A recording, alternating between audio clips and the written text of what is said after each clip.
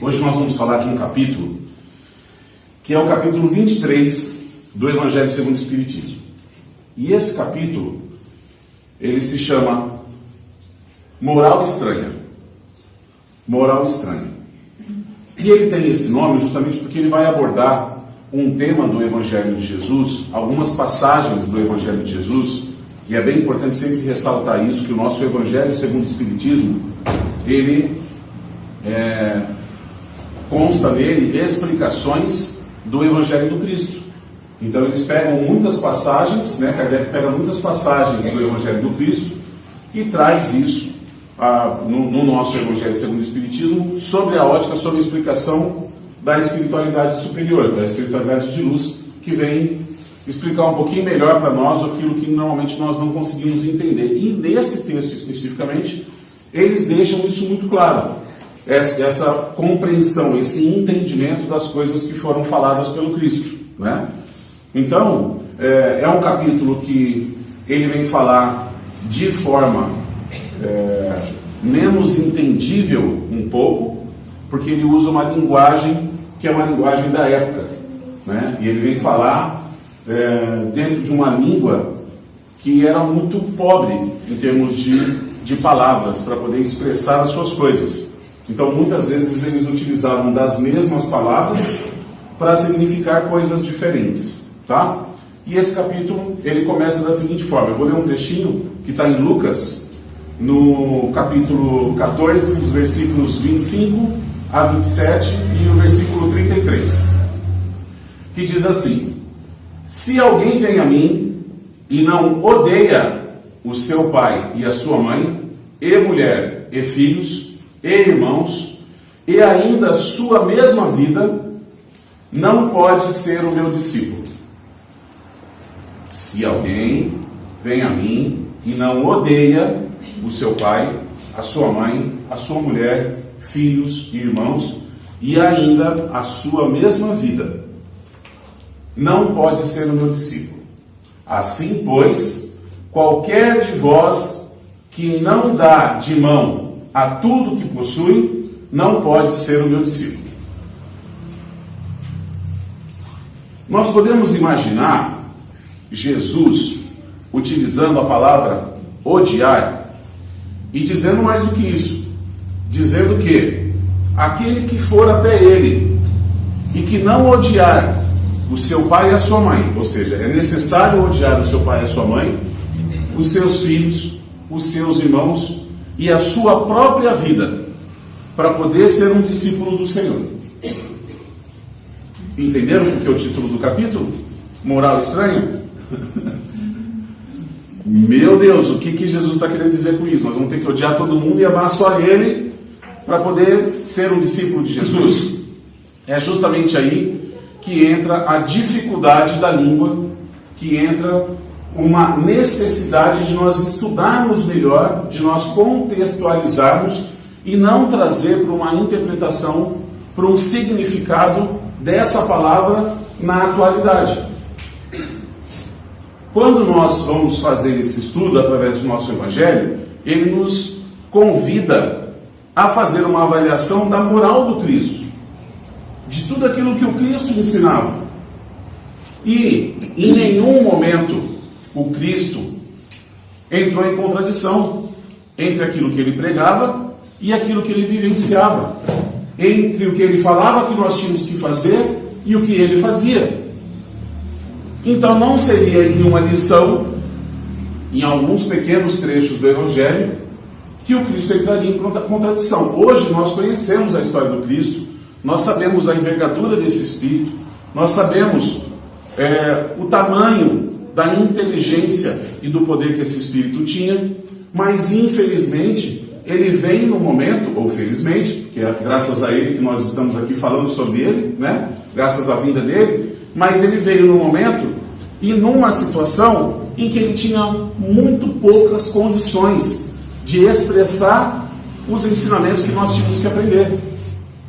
Tanto que para isso ele usa muitas e muitas vezes de coisas simples do dia a dia. Na nossa aula passada nós falamos da candeia do candeeiro. Na aula passada nós falamos que tinha que colocar a candeia em cima do candeeiro para poder iluminar toda a casa, do exemplo que ele está utilizando de coisas do dia a dia, e falando sobretudo por parábolas, porque era muito difícil dizer as coisas que precisavam ser ditas de forma entendível, sobretudo para um povo que ainda tinha uma ignorância muito grande, que tinha uma dificuldade muito grande de absorver esses entendimentos. E aí nós vamos pegar algumas passagens para poder a gente ter um entendimento, né? Quando na Gênese é explicado que o mundo foi feito em 7 dias, na verdade a palavra não era dias, mas uma das interpretações que foi dada foi a interpretação de dia. E aí nós passamos a acreditar que o mundo foi feito em 7 dias. Mas essa não é a interpretação correta. O mundo não foi feito em 7 dias. O mundo, se ele tivesse sido feito em 7 dias, ele estaria contra os desígnios de Deus. Nós falamos disso na segunda-feira. Nós estamos estudando, inclusive, a existência de Deus, as provas de existência de Deus, como que foi a criação do mundo. Tudo isso nós estamos estudando na segunda. E nós estamos justamente abordando isso e dizendo: o mundo não pode ter sido feito em 7 dias, porque senão seria contra as leis de Deus. Se ele fosse o primeiro a infringir as suas próprias leis, então ele não seria Deus. Então, o mundo não foi criado em 7 dias. Quem quiser conhecer um pouco mais sobre isso, está convidado para comparecer no nosso estudo da segunda-feira, ok? Vou fazer uma chamadinha aqui, né? Uma propaganda, ok? Então, um outro exemplo, quando a gente fala assim, é mais fácil um camelo passar pelo buraco de uma agulha do que um rico entrar no reino dos céus. A gente logo imagina o quê? O camelo, o animal camelo, né? Mas, na verdade, na época, a lã do camelo era utilizada para fazer fios. Então, os fios que eram feitos para a costura eram feitos da lã do carneiro, do pelo do carneiro. E ele disse, é mais fácil uma linha passar por um buraco de uma agulha do que um rico entrar no reino do céu. Já não ficou tão difícil o rico entrar no céu, né? Já ficou menos complicado. Então a gente precisa ter o entendimento das coisas. Uma outra passagem que ele fala assim, e aí trazendo para esse mesmo tema que nós estamos falando hoje. Aquele que odeia a sua vida neste mundo, a conserva para a vida eterna. Ele efetivamente está falando que nós temos que odiar essa vida, que nós temos que ter o desprezo por essa vida, sendo que todas as outras coisas que ele ensina é de que justamente nós precisamos cuidar. Ele não pode entrar em contradição nesse sentido, mas a palavra é pobre para expressar o que ele precisa expressar. O que ele está querendo dizer para nós, na verdade, é que nós precisamos valorizar mais a vida futura. Quando ele está dizendo para nós que aquele que não odeia o seu pai, a sua mãe, o seu filho, os seus irmãos e a sua própria vida, não é digno de ser um discípulo do Senhor, ele está dizendo para nós que nós precisamos estabelecer prioridades, que não verdadeiramente eu deva odiar o meu pai e a minha mãe, que não verdadeiramente eu deva odiar o meu irmão, o meu filho, ou a minha própria vida. Mas eu não posso adorar mais a esses deuses que eu estabeleço nessa vida, o Deus da fortuna, o Deus dos prazeres, o Deus do se dar bem, o Deus de ter um status, o Deus de ter um monte de coisa que a gente estabelece aqui como deuses e que a gente não presta atenção nas coisas de Deus efetivamente. Nós estabelecemos muitas outras prioridades. Nós estabelecemos muitos outros focos, coisas, objetivos que nós passamos a ter. E nós não valorizamos a vida futura. Nós não valorizamos, na verdade, a nossa verdadeira vida. Porque a nossa vida não é essa aqui. A nossa vida de verdade é a vida do plano espiritual. Nós estamos passando aqui por um momento de aprendizado, onde nós estamos sendo testados daquilo que nós nos preparamos para vir para cá, para passar pela prova, por essa existência. Mas a nossa verdadeira vida é lá, é no plano espiritual. Nós não somos esse corpo que tem o espírito dentro. Nós somos o espírito dentro que está utilizando esse corpo, essa veste. Precisamos entender que somos o espírito. E por que eu gasto tanta energia, aliás, só gasto energia com as coisas que são as coisas aqui do mundo? Como se eu fosse viver eternamente aqui. Como se o meu corpo nunca fosse perecer. Como se eu nunca fosse sair daqui, como se eu nunca fosse morrer. Nessa vida aqui, para o corpo físico. Eu vivo acumulando, preparando uma coisa que eu não vou levar. Eu passo uma vida inteira juntando bens e muitas vezes, para juntar esses bens, eu abro mão de muitos outros bens muito mais preciosos do que os bens aqui da terra. Do que eu estou falando? Que muitas vezes, para eu poder acumular os meus bens terrenos, eu abro mão da minha ética, eu abro mão da minha moral, eu faço coisas que prejudiquem os meus irmãos, eu passo uma vida preocupado com essa vida aqui, complicando a minha verdadeira vida, que é a que vem depois. Aí eu saio daqui cheio de bens materiais que não vão me acompanhar e que, muito pelo contrário, muitas vezes podem ser o motivo da minha perturbação. Pode ser aquilo que vai me prender aqui, porque eu estou muito apegado a isso e não consigo me desvincular para a minha vida verdadeira.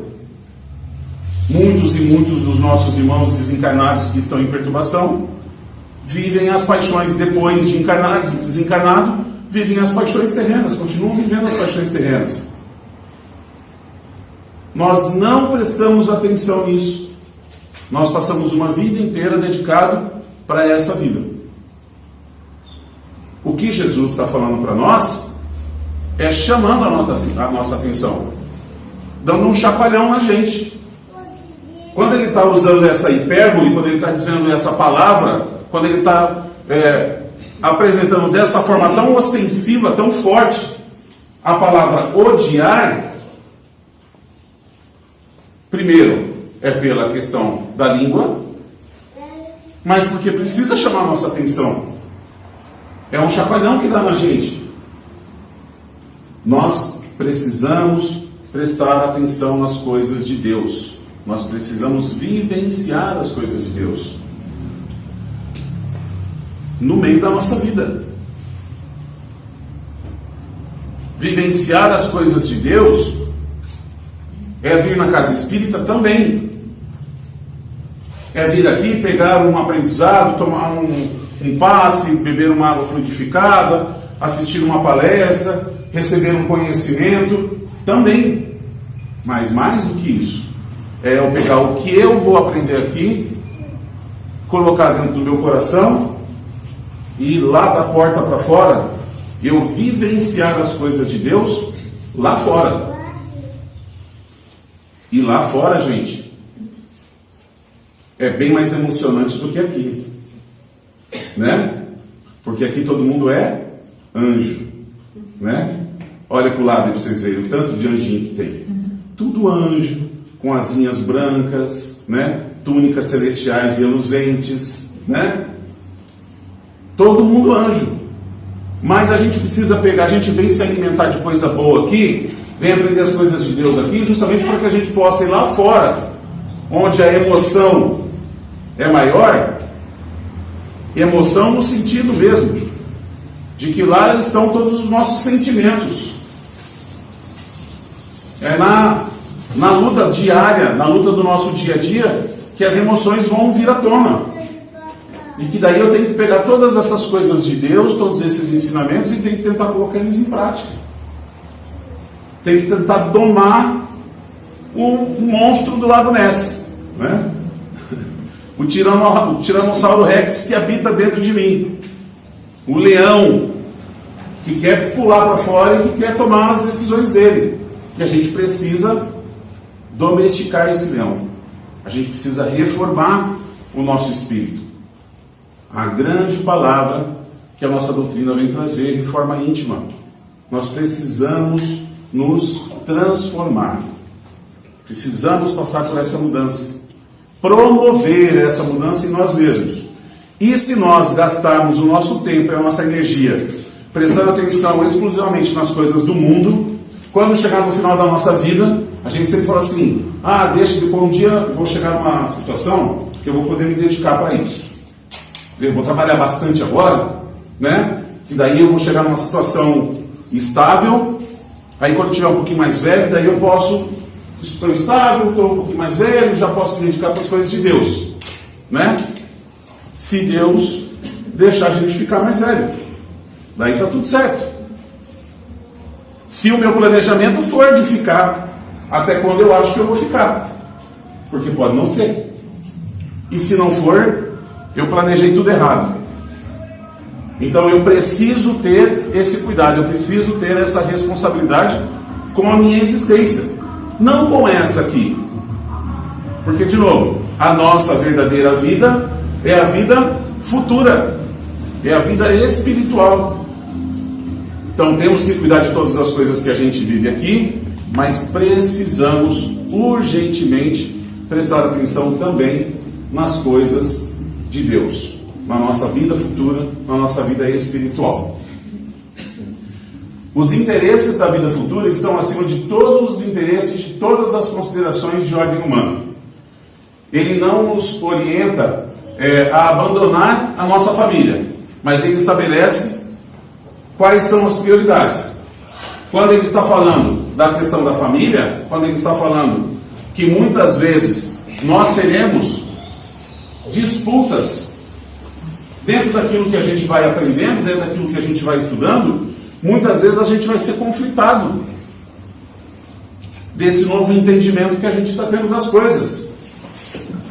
E muitas vezes eu quero entrar na disputa do diálogo e quero convencer o meu pai e a minha mãe, quero convencer o meu irmão e o meu filho de que a minha opinião é que está certa, porque eu estou aprendendo essa coisa nova e essa coisa nova tem feito sentido na minha vida. E o entendimento que eu tenho tido sobre esse tema me contagia. E mais do que justo que eu queira convocar as pessoas a entender da mesma forma que eu estou entendendo. Mas o nosso Evangelho também diz que absolutamente não será através de palavras.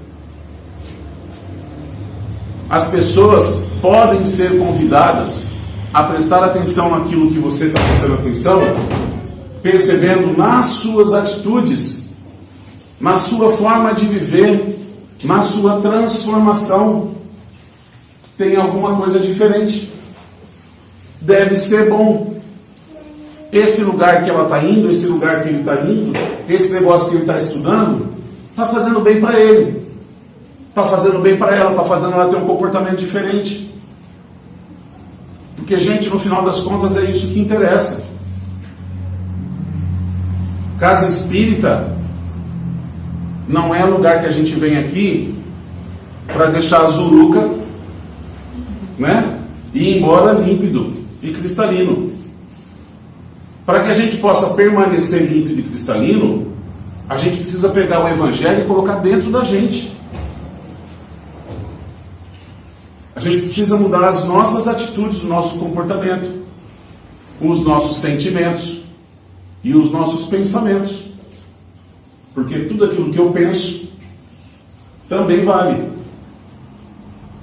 Também vale. Então a reforma, ela é interior, ela é íntima. Eu preciso promover essa transformação. E essa é a coisa mais importante que nós íamos fazer aqui. Todo o resto é muito interessante também. Todo o resto, de alguma forma, é até satisfatório, né? A gente realizar as coisas do mundo é bom. O que eu não posso é me dedicar 100% para as coisas do mundo. Me apegar exclusivamente às coisas daqui. Porque a nossa vida verdadeira, de novo, é espiritual. Então nós temos que tentar o equilíbrio dessas duas coisas. Podemos nos dedicar para as coisas daqui, e precisamos disso, porque ninguém vive de luz, só de luz, né? Mas nós precisamos também da luz. Nós precisamos também nos dedicar para as coisas espirituais. Ele questiona assim: quando você pega um filho que deixa sua família e sai numa viagem de guerra, prestando serviço militar, ele deixa a família para trás, esse filho, ele é mal visto? O exemplo que o Evangelho traz, não é meu exemplo não, é do próprio Evangelho. Quando uma filha se casa e abandona o seu pai e a sua mãe para constituir a sua família, ela é mal vista? Sim ou não? Não. Esse filho e essa filha deixam de ter um sentimento de amor e de preocupação por seus pais? Não. E seus pais deixam de ter pela filha e pelo filho? Eu ainda não cheguei nesse caso. Eu tenho 3, né? Ninguém casou ainda. Mas diz o meu pai e a mãe que a preocupação nunca acaba. Depois que nasce, como diz o meu pai, ele fala assim: meu filho que dá menos trabalho é o que desencarnou. Porque esse eu sei que ele já está numa outra situação. Os que estão aqui dão muito trabalho ainda. E eu sou um deles. Enquanto a gente está aqui, a gente tem um monte de coisa para se preocupar. Mas a gente nunca se desliga do pai e da mãe, como eles nunca se desligam da gente. Quando eu me dedico para as coisas de Deus, eu não estou deixando as outras coisas daqui. Eu não estou deixando a minha preocupação com os meus amores. Eles não deixam de ser importantes na minha vida. Sair de casa num dia lá, numa noite, para trabalhar, para ir até a casa espírita, para realizar o trabalho, para poder fazer, para se dedicar para as coisas de Deus, deixar a família em casa, não faz mal. Eu não estou abandonando a família. Quando vocês estão aqui, vocês não deixam de se importar com quem está em casa. Mas é extremamente importante estar aqui, para fazer bem para nós mesmos, para receber o bem, né, para nós mesmos, e sobretudo porque o bem que a gente recebe, a gente leva até os nossos lares. Essa palavra, esse ensinamento, a gente leva até as nossas famílias. A gente repassa isso para os nossos amores. E isso também é fazer o bem. Então, é nesse sentido que o Cristo está convidando a gente, para prestar atenção nas coisas de Deus. Quando ele fala isso também, ele sinaliza que o seguinte: toda ideia nova, ela vai encontrar resistência. Como vocês imaginem lá na época do Cristo. E quanto mais mudança, quanto mais transformação, quanto mais forte for a ideia, mais consistente, maior será a resistência, porque ela promoverá mais mudança. E as pessoas não querem mudar. Agora, imagina a boa nova que o Cristo está trazendo. Encontrou muita resistência. Tanta resistência que crucificaram ele, achando que iam matar a ideia dele. Não aconteceu, né? 2000 e tantos anos depois, de quem que nós estamos falando? Do Cristo. As ideias que o Cristo traz são ideias revolucionárias. São ideias muito fortes, de aprendizado muito grande para nós, para o nosso espírito. Só que por um período de tempo, muitas seitas, muitas religiões surgiram, cristãs, muitas igrejas surgiram, cristãs, querendo ter o poder daquele conhecimento só para si. Durante muito tempo, a gente quis ter a verdade. E quando eu falo que essas seitas, essas religiões, essas igrejas, nós estamos falando de nós, que hoje estamos aqui, mas no passado estávamos lá. Então quando a gente olha para trás e fala, mas a igreja tal, fez tal coisa, engole seco, toma uma aguinha, respira fundo, porque era a gente que estava lá. Nós não acreditamos na reencarnação? Por que a gente está na sala de aula de novo? Porque a gente não aprendeu do jeito certo. Então a gente tem que repetir um ano e passar de novo pela matéria. Se a gente está aqui, é porque alguma coisa a gente não entendeu lá atrás. Ok? Naquele período houve uma disputa muito grande pela verdade. E cada um queria ter a verdade para si. Só quem segue aquilo que eu estou falando é que será salvo. O outro dizia a mesma coisa. O outro dizia a mesma coisa. Até que alguém prevalece. O cristianismo é instalado no centro do paganismo, e a partir dali a ideia cristã passa a ter uma força, e passam a estabelecer a força do Cristo através da espada. Passam a forçar aqueles que eram perseguidos. O cristão que um dia foi perseguido passou a perseguir, a forçar o entendimento. E assim se estabeleceu por longa data. Por longa data. E a gente implantou muita dor, usando o pretexto e o nome do Cristo, para instaurar todas essas dores. Agora, nós estamos nos aproximando do período em que o Cristo disse assim: não penseis que vim trazer a paz, mas a divisão. Nesse pensamento, ele dizia o seguinte: não pense que minha doutrina vai se estabelecer de forma pacífica. Ela terá lutas sangrentas, para as quais o meu nome servirá de pretexto. Foi o que eu acabei de falar para vocês. Mas a essa guerra, a toda essa disputa, sucederá a paz. Ao ódio dos partidos será a fraternidade universal. Das trevas, do fanatismo, será a luz da fé esclarecida. Então, quando o campo estiver preparado, eu vos enviarei um Consolador, o Espírito de verdade, que virá restabelecer todas as coisas, ou seja, que dando a conhecer o verdadeiro sentido de minhas palavras, que os homens mais esclarecidos poderão, enfim, compreender. Gente, Espírito de verdade é o Espírito que se apresenta para Allan Kardec no momento inicial da sua elaboração da nossa doutrina. No princípio da doutrina, ele se apresenta como sendo o Espírito que vai gerenciar, que vai cuidar e que vai tirar todas as dúvidas de Kardec em relação a toda a elaboração da doutrina espírita.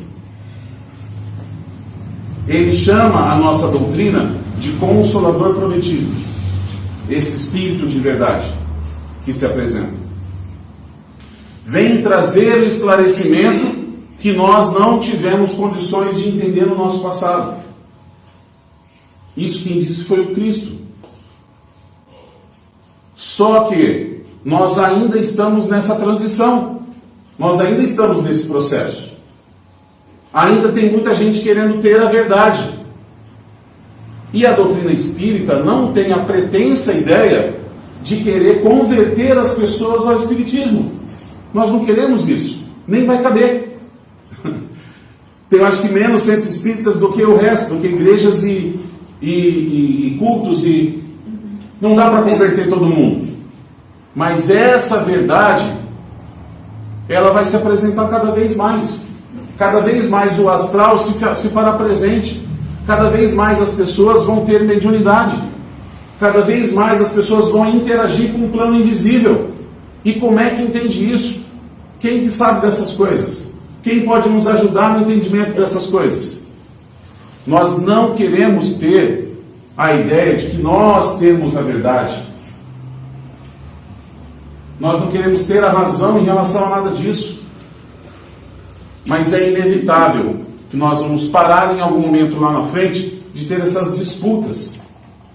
Então não se preocupe quando ele está dizendo, em relação aos pais, as disputas e tudo mais, não entre nessa disputa na sua família. Ah, minha família não aceita eu ser espírita. Não tem problema. A sua família é espírita? Não.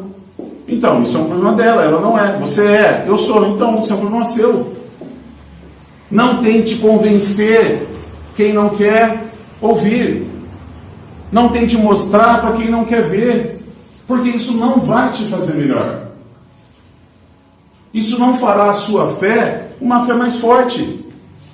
O que vai fazer sua fé mais forte e o que te fará melhor é estudar a doutrina e colocar os ensinamentos da doutrina em prática na sua vida.